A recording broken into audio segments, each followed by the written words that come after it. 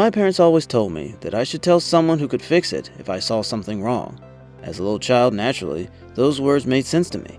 If I had a broken toy, I would tell Mommy or Daddy, and they would fix it. If the light bulb in my bedside lamp blew out, I could notify one of my parents, and they would give me a new one. If I needed help up a step, I could tell a grown-up, and they would help me.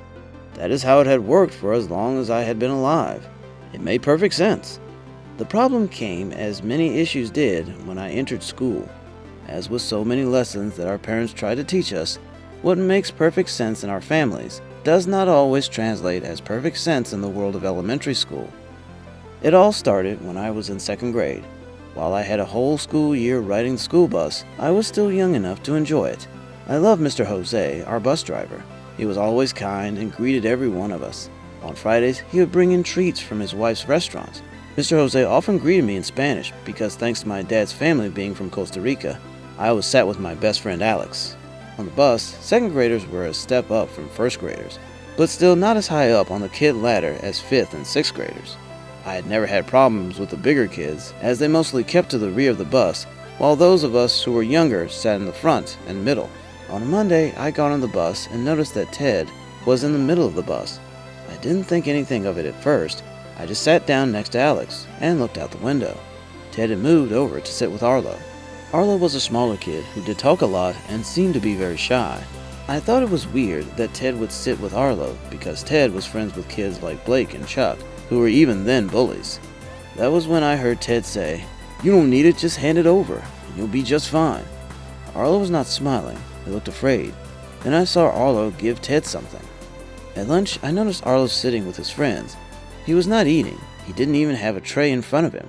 He wasn't talking or anything. Arlo looked as though a monster had scared him.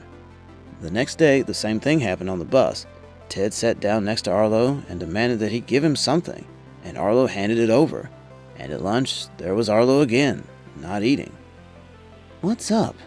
Alex asked. "That kid Arlo," I said. "This is the 2nd day that he isn't eating." "Did he forget his lunch?" Alex suggested. "Or did a big kid take his lunch money? I've heard that happens sometimes. That's why my mom usually packs my lunch." "I think that someone is taking it from him," I said. "I think that it's Ted." "I've noticed Ted bugging him on the bus before," Alex said. "Let's sit next to him on the bus tomorrow." "Good idea," I said. That way, we would be able to figure out what was happening. Wednesday, Alex and I chose our seat just in front of Arlo. We also made sure that we said hi to him. He smiled and greeted us. As the bus started to move, Ted again left his seat and sat next to Arlo. "You have my money?" Ted asked. Arlo nodded his head silently and put his hand in his jacket pocket. As he handed Ted his money, Alex said, "Is that your lunch money?" "Butt out," Ted said.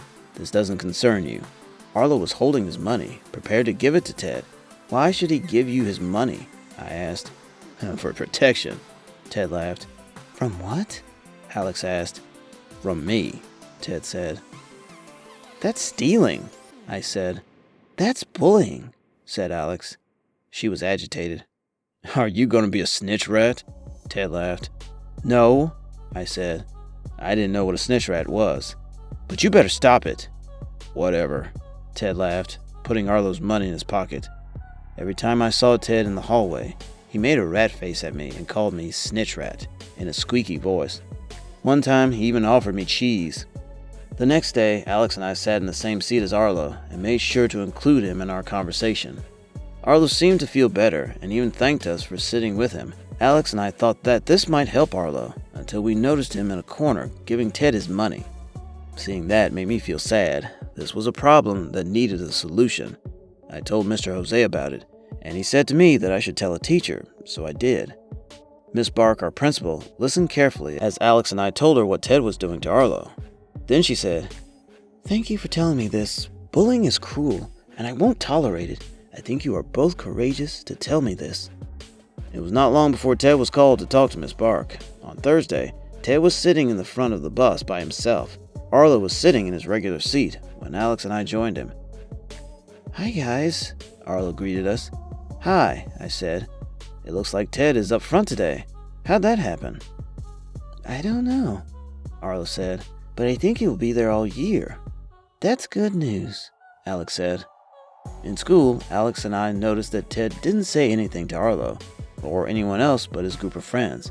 When Alex and I walked by Ted, he would still call us snitch rats, but that didn't bother us. They were just names. The important thing was that nobody had any problems with Ted beyond name-calling for the rest of the school year. As an adult, I look back at that experience and understand a little more than I did then. My parents' advice about saying something when we see something wrong was right. I also learned that if someone is doing something wrong, especially to another person, and they get caught, they will not like the consequences, but they will stop. So again, if you see something wrong, say something. Good words make good things happen. Bad words are just words. Hey, thank you for watching. Please click on the right to subscribe if you liked the video. And please don't forget to click on the bell icon when you subscribe so that you can be notified when we upload a new video. Watch more videos on the left, including our playlist. Thank you.